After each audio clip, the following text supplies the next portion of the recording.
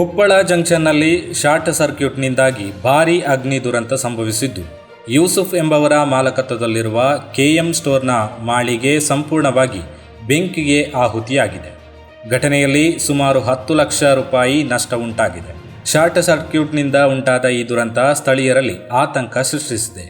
ಸ್ಥಳೀಯರು ತಕ್ಷಣವೇ ಘಟನಾ ಸ್ಥಳಕ್ಕೆ ಧಾವಿಸಿ ಅಗ್ನಿ ನಂದಿಸುವ ಪ್ರಯತ್ನ ನಡೆಸಿದರು.